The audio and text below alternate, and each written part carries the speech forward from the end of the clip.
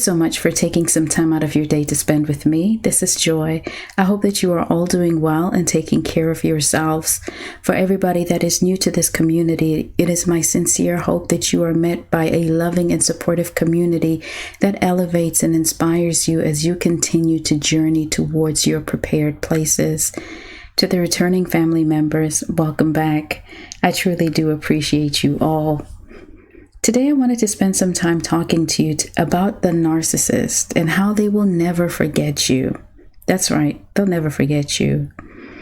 You know, once you've been identified by the narcissist as a target for them to take down, they work on getting to know your weak points.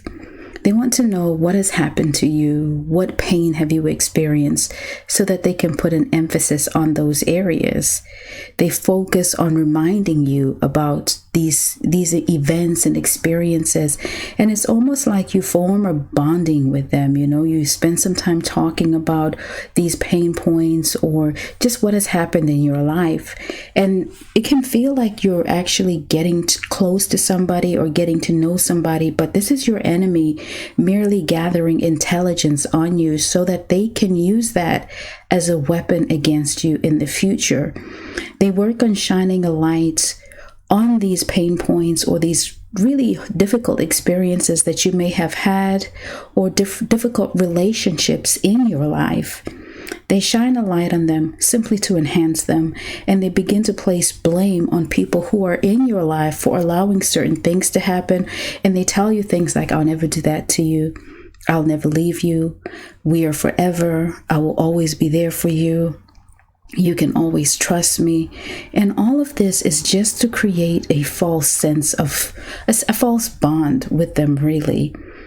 All they want to do is bring an emphasis to this pain and make you feel like you can trust them. This is very calculated on their part. What they have done is they think that they are getting to know us. They think that they're getting to know their targets. But I think this is one of their biggest mistakes, is because they've spent so much time focusing on our weaknesses or on the weakness of their targets, and they maximize what that weakness is in their minds and begin to think that, oh, wow, you know, this person, this target of mine opened up and really displayed so much pain or disappointment. I can really use this to my advantage. But you see, they lack foresight and their minds are so small that they think that all we are defined by is pain. But what they do not know is that that is just one part of the story. We serve a mighty good God who is able to deliver us from pain. And so we don't stay in pain even though we may have experienced pain. This is where they messed up. They focus so well on tearing you down, and this is all to gain control.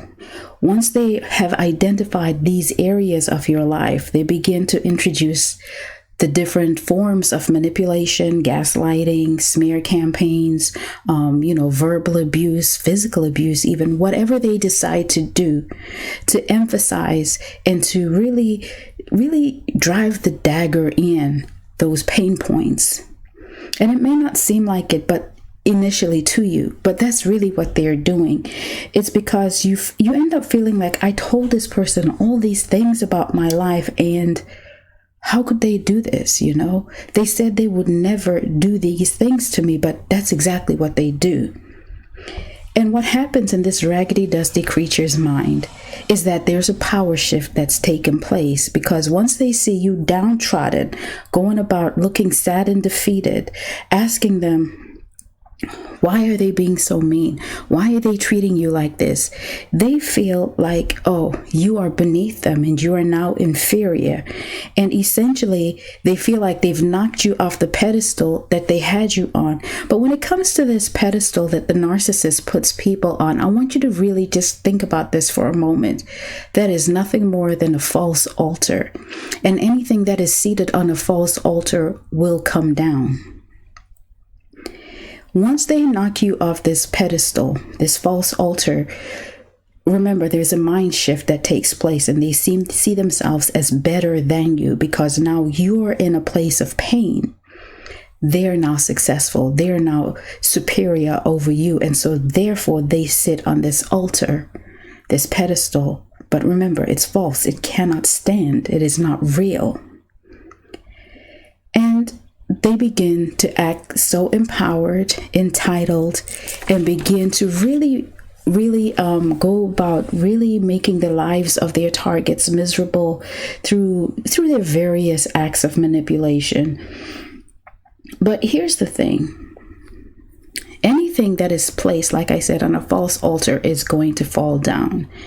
The narcissist is so focused on this that they miss the fact they never knew who you truly were, and they never identified you through any other lens than the lens of deception that they got from their father, the great deceiver, the devil. And that is all that they see. But they don't know that greater is he who is in you than he who is in the world, that you serve a mighty good God who is able to deliver you from the snare of the enemy, that he encamps his angels around you and he will heal you, even from the pain of the discard. And so what the narcissist gets to view in time is you beginning to heal. You know, once you start to heal and once you begin to shift your mindset off this raggedy, dusty creature, because it really doesn't deserve any real estate in your mind, you look different.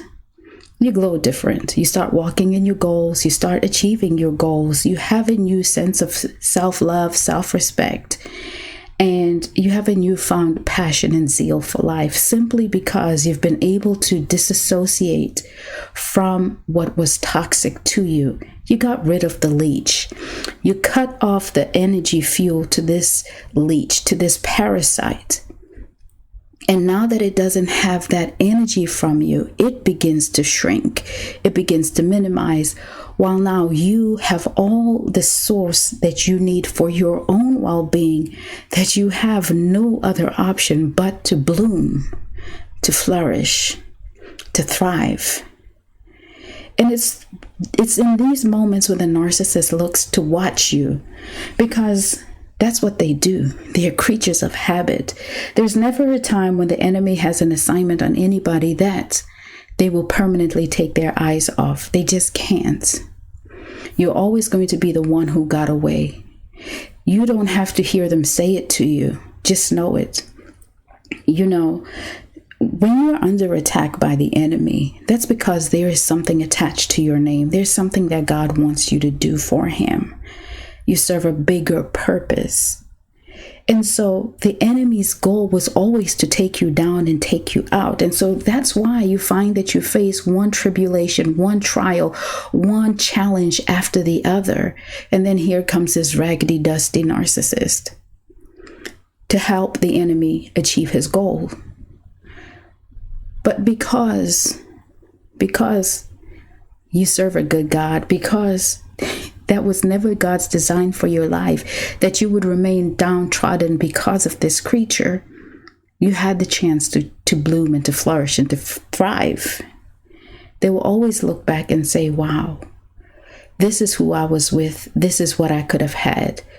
They will never forget you.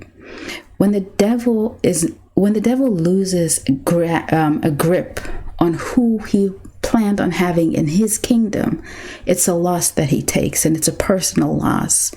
Because remember, at the end of the day, it's people's souls that they want. It's their destiny that he wants.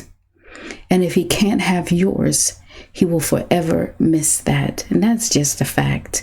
So I just want to encourage you that it doesn't matter where you are today. It doesn't matter the challenges that you face. I know they may be hard and they may be difficult. You may feel like, you know, how will I make my way through this moment? Keep trusting God. Keep leaning in on him. Even when you can't trace him, he's there. Keep calling out to him. He will answer you. Above all, do not stop loving yourself. Do not stop doing the work, one foot in front of the other. Have some grace and some self-compassion, and never give up. We are here supporting you and praying for you.